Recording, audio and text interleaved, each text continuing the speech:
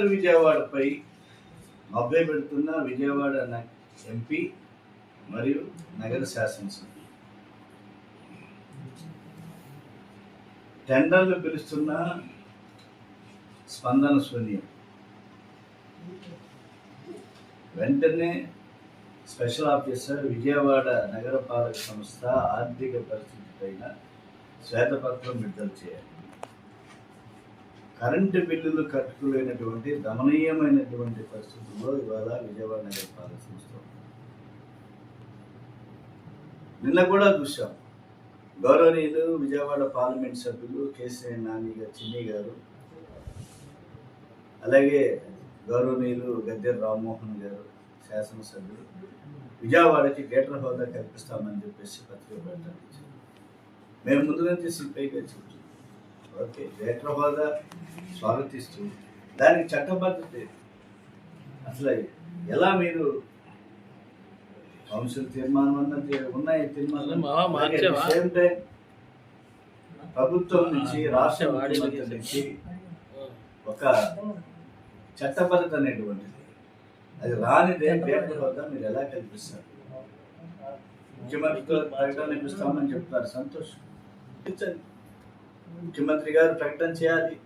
విజయవాడ నగరపాలక సంస్థ అభివృద్ధి జరగాలి అంటే, నగరం అభివృద్ధి చెందాలి అంటే ఖచ్చితంగా అమరావతికి వేలాది కోట్ల రూపాయలుతో అభివృద్ధి చేస్తున్నారు. దాన్ని స్వాగతిస్తున్నాం. But at the same time ఒక చరిత్ర ఉన్నటువంటి నగరం విజయవాడ అమరావతి ముందు దిష్టి బొమ్మలాగా అవ్వకూడదు అనేటువంటిదే మా ప్రధాన ఉద్దేశం. కాబట్టి విజయవాడ నగరం అభివృద్ధి జరగాలి అంటే గ్రేటర్ విజయవాడ అయి తీరాల్సిందే. అదే సందర్భంలో 86 డివిజన్ల పేరుతోటి అభ్యంతరాలు తెలియజేయాలని చెప్పేసి అధికారులు ఒక పక్క చెప్తున్నారు. ఓ పక్కన ఎంపీ గారేమో ఎమ్మెల్యేలేమో గ్రేటర్ విజయవాడ వచ్చేస్తుందని చెప్తున్నారు. కాబట్టి రెండు ద్వంద్వ ప్రమాణాలు ఇక్కడ జరుగుతున్నాయి.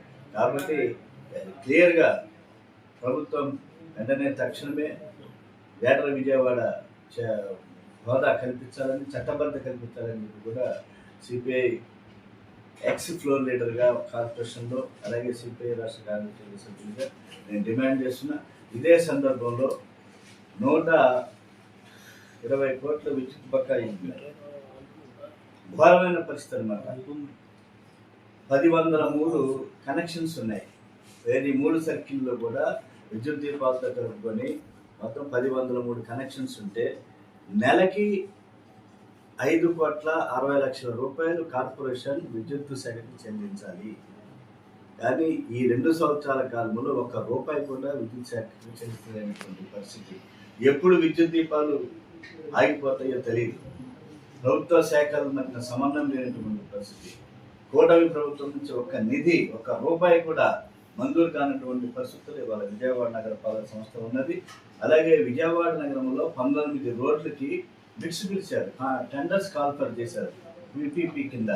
కానీ ఏ ఒక్క కాంట్రాక్టర్ కూడా ముందుకు రాలే. కారణం 140 కోట్ల రూపాయలు కాంట్రాక్టర్లకి బకాయిలు ఉన్నాయి. కాబట్టి అప్పు చేసి పప్పు కూడా చందాన వాళ్ళ కార్పొరేషన్ పరిస్థితున్నది. స్పెషల్ ఆఫీసర్ ఆయన ఏం ఆలోచిస్తున్నారు? కార్పొరేషన్ ఆర్థిక పరిస్థితి పైన శ్వేతపత్రం విడుదల చేయాలి, కార్పొరేషన్ ఆర్థిక పరిస్థితి పైన ఓపెన్ చేయాలి. తక్షణమే రాష్ట్ర ప్రభుత్వం నుంచి విజయవాడ నగర అభివృద్ధికి పుంఖాలుగా నిధులు మంజూరు చేయాలి అంటే ఖచ్చితంగా వాళ్ళ రాష్ట్ర ప్రభుత్వమే నిధులు లేవు, అప్పుల పాలైనటువంటి పరిస్థితి. కాబట్టి అప్పు చేసి దీనికి కారణం కాంట్రాక్ట్ కూడా 19 టెండర్స్ కాల్ఫర్ చేస్తే 19 రోడ్లకి ఒక్కరు కూడా రాలేదు అంటే ఎంత సిగ్గుచేటు ప్రభుత్వానికి, కార్పొరేషన్కి. కాబట్టి ఇది టోటల్గా కూటమి ప్రభుత్వ వైఫల్యం అని చెప్తున్నాం. ఇది భవిష్యత్తులో విజయవాడ నగరం శరవేగంతో బుడమేరు వరదలాగా నిధుల ప్రవాహం రావాలి అంటే ఖచ్చితంగా గ్రేటర్ విజయవాడ చేయడమే దీనికి మార్గం అనేటువంటిది ఈ సందర్భంగా తెలియజేస్తూ తక్షణమే వైట్ పేపర్ రిలీజ్ చేయాలని చెప్పేసి special officer as a collector demand చేస్తున్నాం.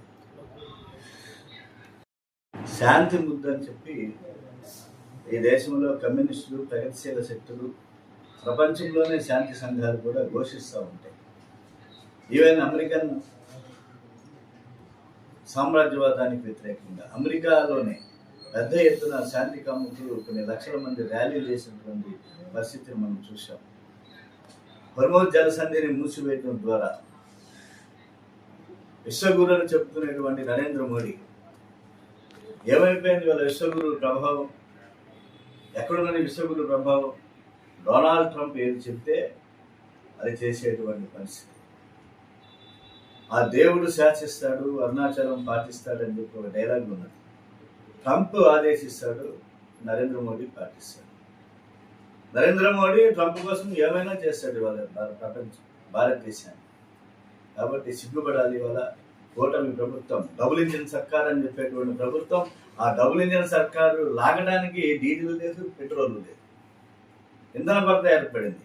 డబుల్ ఇంజిన్ సర్కార్ ఎలా ముందుకెళ్తుంది? ఇంధన కొరత ఏర్పడితే ప్రత్యేకించి ఆంధ్రప్రదేశ్లో చంద్రబాబు నాయుడు గారు విజనరీ లీడర్, 2047 విజనరీ లీడర్, వారి కుమారుడు లోకేష్ గారు భవిష్యత్తు నాయకుడు అని చెప్పి చెప్తున్నారు. ఎందుకు వచ్చింది ఇవాళ ఈ రాష్ట్రానికి పెట్రోల్ డీజిల్ కొరత? ఎక్కడి నుంచి వచ్చింది? మూలం ఎవరు? అధికారంలో మీరున్నారు. ప్రజలు వాళ్ళు ఎంత ఇబ్బంది పడుతున్నారు? గత 3 రోజులుగా పెట్రోల్ బంకులు ఖాళీలు ఉన్నాయా? అప్పటి సిగ్గుపడాలి ఇవాళ చంద్రబాబు నాయుడు ప్రభుత్వం, కూటమి ప్రభుత్వం. ప్రశ్నించే గొంతు అని చెప్పేటువంటి పవన్ కళ్యాణ్ నిద్రపోతున్నాడని చెప్పి నేను అడుగుతున్నాను. డీలర్ల సమస్యల పేరు చెప్పి పెట్రోల్ కొరతను, కృత్రిమ కొరతను సృష్టించే వాళ్ళ ఆంధ్రప్రదేశ్లో. ఇతర రాష్ట్రంలో ఎందుకు లేదు? గుజరాత్లో ఎందుకు లేదు పెట్రోల్ కొరత, డీజిల్ కొరత?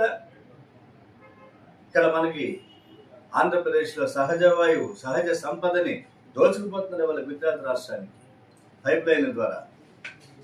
ఇక్కడ పండినటువంటి, ఇక్కడ మన పుట్టిన బిడ్డకి మన రాష్ట్రంలో మనకు హక్కు లేదు, మన గ్యాస్ మీద మనకు హక్కు లేదు. ఇవాళ అదే మనకు వాటా ఉంది, ఇవాళ మన రాష్ట్రానికి పరిస్థితి ఉండేదని చెప్పి అనుకుంటున్నాను. కాబట్టి టోటల్గా కూటమి ప్రభుత్వ వైఫల్యం, డబుల్ ఇంజిన్ సర్కారు వైఫల్యం. కాబట్టి డబుల్ ఇంజిన్ సర్కారు నడిపేటానికి చంద్రబాబు నాయుడికి వాళ్ళ డీజిల్ పెట్రోల్ లేనటువంటి పరిస్థితి. కాబట్టి ఈ కృత్రిమ కొరత ఏదైతే ఉన్నదో ఆ కృత్రిమ కొరత సృష్టించే వారిని కఠినంగా శిక్షించాలి. దీనికి పూర్తిగా ప్రభుత్వ పెద్దలు కూడా ఉన్నారని చెప్పేసి వెనక నుంచి కృత్రిమ కొరతలో వస్తున్నటువంటి వార్తలు వస్తున్నాయి. అవి కూడా బయటకు వస్తే ఎవరున్నారా, ఏ పెద్దలు ఉన్నారా, మంత్రివర్గంలో ఉన్నటువంటి 2-3 స్థానాల వాళ్ళు ఎవరున్నారా అనేటువంటిది కూడా బయటకు వస్తాయి. కాబట్టి కృత్రిమ కొరత నివారించి తక్షణమే ప్రజలకి ఇంధన సరఫరా, పెట్రోల్ డీజిల్ సరఫరా చేయాలని చెప్పేసి కూడా సిపిఐగా డిమాండ్ చేస్తున్నాం. వాళ్ళ రాష్ట్ర వ్యాప్తంగా కూడా మా పార్టీ ఆధ్వర్యాలు అనేక చోట్ల నిరసన ప్రదర్శనలు సాగుతూ ఉన్నాయి, కొనసాగుతాయి. కృత్రిమ కొరత నివారించేంత వరకు సిపిఐ ఆందోళన బాటలో కొనసాగుతుంది.